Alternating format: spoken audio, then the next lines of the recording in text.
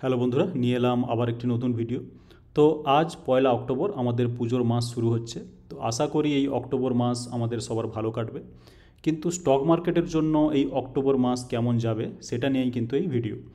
তো ভিডিওতে প্রথমে আমরা যেটা সবথেকে সহজ অ্যানালাইসিস, যে কিভাবে আমরা অ্যানালাইজ করতে পারি অক্টোবর মাস কেমন যাবে, আমরা এভাবে প্রেডিক্ট করতে পারি যে আগের যে আমি যদি 10 বছর বা 15 বছরের ডেটা যদি দেখি অক্টোবর মাস কেমন ছিল, সেখান থেকে কিন্তু মোটামুটি একটা আমরা আইডিয়া করতে পারি যে ইন জেনারেল অক্টোবর মাস কেমন যায় স্টক মার্কেটের ক্ষেত্রে।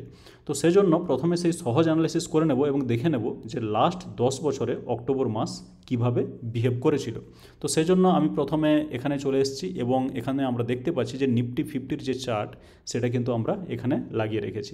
তো এটা কী ধরনের ক্যান্ডেল, এক একটা ক্যান্ডেল কিন্তু একটা মান্থকে প্রেজেন্ট করে। এখানে দেখতে পাচ্ছেন 1 মান্থ, ওকে, চেঞ্জ ইন্টারভ্যাল হচ্ছে 1 মান্থ। সুতরাং এখানকার যে এক একটা ক্যান্ডেল দেখছেন এরা কিন্তু এক একটা মান্থের ক্যান্ডেল। তো আমরা যদি দেখি এখানে এই যে ক্যান্ডেলটা, এটা হচ্ছে সেপ্টেম্বরের ক্যান্ডেল, কারণ অক্টোবরের ক্যান্ডেল এখনও শুরু হয়নি, জাস্ট আজকের দিনটা হলো, তো এটা পরে চলে আসবে। তো তাহলে আমরা যদি লাস্ট 10 বছরে দেখতে চাই তাহলে আমাদেরকে শুরু করতে হবে 2023-এর অক্টোবর থেকে, এবং সেখান থেকে কিন্তু পিছিয়ে যেতে হবে। আমরা দেখব 2014 পর্যন্ত স্টক মার্কেটে অক্টোবর মাস কেমন ছিল। তো আমরা যদি 2023-এর অক্টোবরে যেতে চাই, এখানে আপনি নিচে এই জায়গাটাতে কিন্তু আপনি দেখতে পাবেন যে কোন মান্থ চলছে, আর সেই মান্থে কতটা পজিটিভ কতটা নেগেটিভ সেটা কিন্তু এই জায়গা থেকে দেখতে পাবেন, এই জায়গাটাতে। ঠিক আছে, ওপেন কত হয়েছিল, হাই কত হয়েছিল, লো কত হয়েছিল এবং ক্লোজিং কততে ছিল। তো ফর এক্সাম্পল আমি যদি এখানে প্রথমে দেখে নেব 2023-এর অক্টোবর মাস, এই রেড ক্যান্ডেল। এবার রেড ক্যান্ডেল মানেই কিন্তু আমরা নিচে দেখতে পাচ্ছি 3 অক্টোবর, মানে কি হয়তো 1 অ্যান্ড 2 অক্টোবর স্যাটারডে সানডে নিশ্চয়ই ছিল বা কোনো ছুটি ছিল। ঠিক আছে, তো 3 অক্টোবর মার্কেট প্রথম ওপেন হয় এবং সেই অনুযায়ী আমরা ক্যান্ডেল যেটা দেখতে পাচ্ছি, এই ক্যান্ডেলটা সেটা হচ্ছে রেড, অর্থাৎ 2023 সালের অক্টোবর মাস কিন্তু নেগেটিভ ছিল। এবং কতটা নেগেটিভ ছিল সেটা কিন্তু এই উপরে এই জায়গাটা দেখতে পাবেন। ঠিক আছে, আমি আবার একবার টাচ করাচ্ছি।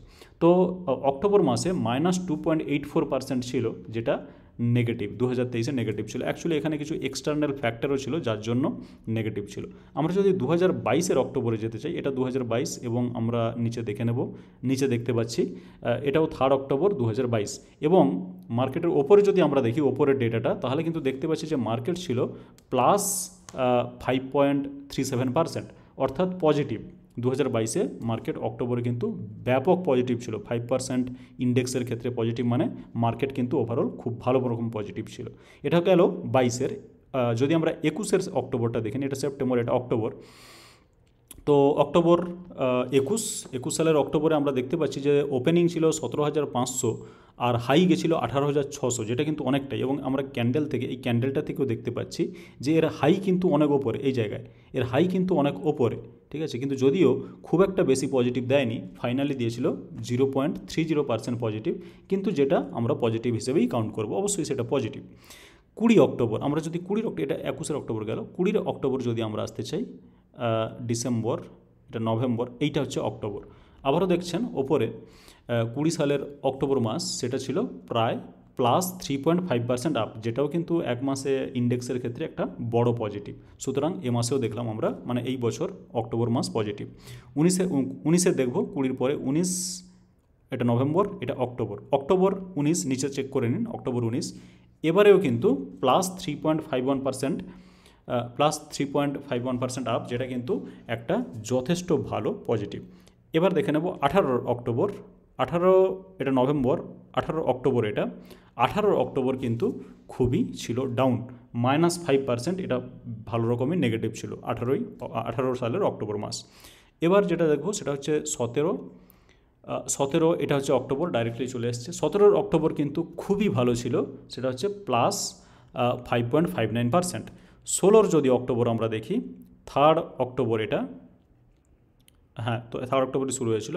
16 অক্টোবরে দেখতে পাচ্ছি আমরা, এটা অ্যাকচুয়ালি +0.31%। কেন দেখাচ্ছে প্লাস সেটা আমি বুঝতে পারছি না, এটা নেগেটিভ হওয়া উচিত, কারণ ওপেন ছিল 8,666 এবং ক্লোজ হয়েছে 8,638, যেটা নেগেটিভ হওয়া উচিত। এখানে কিন্তু +0.31% দেখাচ্ছে। যাই হোক, এটাকে আমরা প্লাস ধরি বা মাইনাসই আমি এটা ধরছি, এটা অ্যাকচুয়ালি মাইনাস, যদিও প্রায় নিউট্রাল, তো আমি এটাকে মাইনাসই ধরছি কাউন্টিংয়ে, নো প্রবলেম। 2015 অক্টোবরে যদি যাই, এইটা হচ্ছে 2015 অক্টোবরের ক্যান্ডেল, এই জায়গাটা এইটা। তো এটা গ্রিন ক্যান্ডেল দেখা যাচ্ছে এবং ওপরে দেখা যাচ্ছে +1.47%। সুতরাং এটাও কিন্তু পজিটিভ 2015 অক্টোবর মাস। 2014 অক্টোবর যদি আমরা দেখি, এটা হচ্ছে এই বিগ গ্রিন ক্যান্ডেল, এইটা নিচে দেখতে পাচ্ছি 1 অক্টোবর 2014। তো সেখানে ছিল 4.49% পজিটিভ, যেটা একটা হিউজ পজিটিভ কিন্তু। সুতরাং আমরা দেখলাম, আমি যদি কাউন্ট করি, বা আমি জানি না আপনি কাউন্ট করেছেন কিনা, আমি যদি কাউন্ট করি তাহলে দেখতে পাচ্ছি 2023-এ নেগেটিভ, 2018-তে নেগেটিভ এবং 2016-তে সামান্য নেগেটিভ। এছাড়া কিন্তু বাকি সময় থেকেছে পজিটিভ। অর্থাৎ আমরা যে লাস্ট 10 বছরের ডেটা দেখলাম, সেখানে কিন্তু আউট অফ 10 7 টাইমস কিন্তু মার্কেট পজিটিভ ছিল। সুতরাং মোটামুটি প্রবাবিলিস্টিক্যালি যদি আমরা দেখতে চাই, মার্কেট কিন্তু মোটামুটি অক্টোবরে পজিটিভ হওয়ার চান্স বেশি। এবার আমার পার্সোনাল মতামত কি, আমার পার্সোনাল আমি যেটা ফিল করি সেটা হচ্ছে অক্টোবরে আমি আশা করি পজিটিভই থাকবে মার্কেট, কিন্তু ভোলাটিলিটি থাকতে পারে। কেন, তার জন্য একটু আমরা ডিপ অ্যানালাইসিস করে নেব।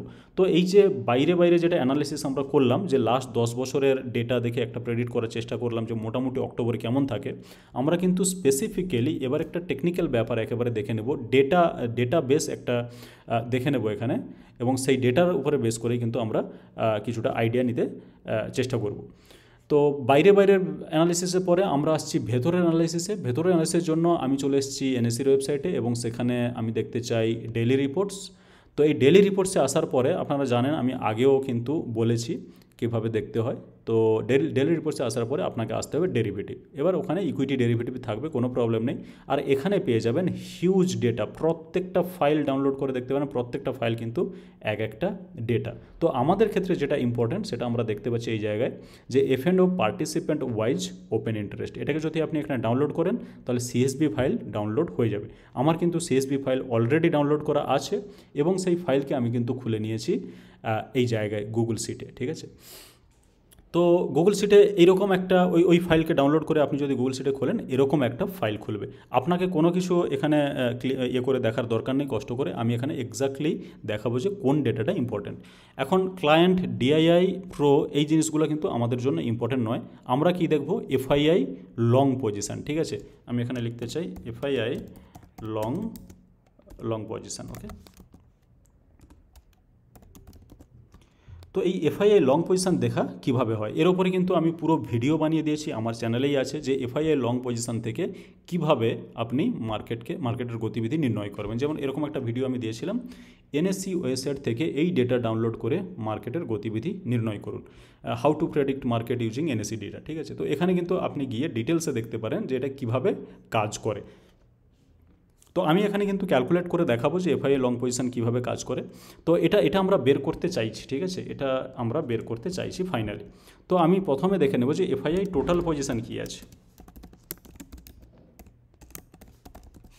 এফআইআই টোটাল পজিশান কত আছে, এফআইআই টোটাল পজিশান হচ্ছে ইকুয়াল টু, এই যে এটা হচ্ছে এখানে দেখা যাচ্ছে ফিউচার ইন্ডেক্স লং, অর্থাৎ এফআইআই লং, আমরা এফআইআর যেহেতু দেখছি তাহলে এটা হচ্ছে এফআইআই লং, ঠিক আছে।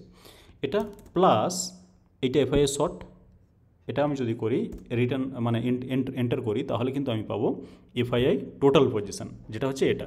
এবার যদি আমরা চাই এফআইআই লং পজিশান, এই লং পজিশান কীভাবে ক্যালকুলেট করবো, তাহলে লং পজিশান এভাবে ক্যালকুলেট করা হবে যে আপনি দেখতে পাচ্ছেন এফআইআই, এটা হচ্ছে এফআইআই ফিউচার ইন্ডেক্স লং, মানে এই নাম্বারটা, আর এইটা হচ্ছে আমাদের টোটাল। তো আমি প্রথমে কি করব, প্রথমে এই নাম্বারটা নিয়ে নেব, বাই যেটা করব এখানে আমি নিয়ে নেব টোটাল পজিশান, ঠিক আছে। এটা দাঁড়াচ্ছে এরকম কিছু একটা, আর আমি 100 দিয়ে গুণ করলে তার পার্সেন্টেজ পেয়ে যাব।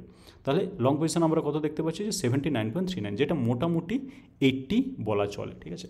তো এফআইআই লং পজিশান 80-র মানে কি, সেটা কিন্তু সব কিছু এই ভিডিওতে আমি ডিসকাস করেছি। তো এখানে জাস্ট শর্টে বলে নেব যে যেহেতু এফআইআই লং পজিশান এটা 80%, অলমোস্ট 80%, তো সেক্ষেত্রে বুঝতে হবে যে মার্কেট কিন্তু অনেকটা হলেও ওভারবোট, মানে হয়তো মার্কেট ওভারঅল পজিটিভ থাকবে, যেহেতু আমরা মোটামুটি ট্রেন্ড অ্যানালাইসিস করে দেখেছি যে মার্কেট মোটামুটি অক্টোবরে পজিটিভ থাকে, কিন্তু আপনাদের একটু সচেতন থাকতে হবে, অ্যালার্ট থাকতে হবে, যেহেতু এফআইআই লং পজিশানটা অনেকটা হাই। এটা যদি মানে 80-র ওপরে যায় তাহলে কিন্তু যে কোনো মুহূর্তে ক্র্যাশ হতে পারে। এবার কি যেটা সমস্যা হয় সেটা হচ্ছে 80-র ওপরে থাকা সত্ত্বেও কিন্তু মার্কেট নিচে নাও আসতে পারে, ক্র্যাশ নাও করতে পারে, ঠিক আছে। কিন্তু যেহেতু 80-র ওপরে আছে, সেহেতু আপনাদের সবসময় সতর্ক থাকতে হবে যে কোনো মুহূর্তে কিন্তু মার্কেট ডাউন হতে পারে। সেই জন্য আমার যা মনে হয় ওভারঅল হয়তো অক্টোবর সিরিজ পজিটিভ থাকবে, যেটা আমার বিশ্বাস, কিন্তু মাঝে মাঝে ভোলাটিলিটি আসতে পারে, মাঝে মাঝে সেলিং প্রেসার আসতে পারে, সেটা মাথায় রেখে কিন্তু মার্কেটে ট্রেড করতে হবে বা স্টক কেনাবেচা করতে হবে। তো এটাই হচ্ছে এই ভিডিওর মেন বিষয়বস্তু। এখানে পার্টিসিপেন্ট ওয়াইজে যদি আপনি ক্লিক করেন তাহলে দেখতে পাবেন যে এটা কিসের data, participant wise open interest, number of contrast in equity derivative as on 1 October. মানে এটা হচ্ছে আজকের ডেটা, একদম লেটেস্ট ডেটা, যেটা মার্কেট ক্লোজ হওয়ার পরে জেনারেট হয়েছে। সুতরাং এই ডেটা নিয়ে কোনো সমস্যা নেই। এবং আজকে এই সন্ধ্যেবেলা দাঁড়িয়ে মোটামুটি এফআইআই লং কত পার্সেন্ট করে আছে, 80%। তো এইটা একটু মাথায় রাখতে হবে। তো দুটো জিনিস বললাম, মার্কেট ওভারঅল পজিটিভ থাকে এবং আশা করি অক্টোবরে পজিটিভ থাকবে।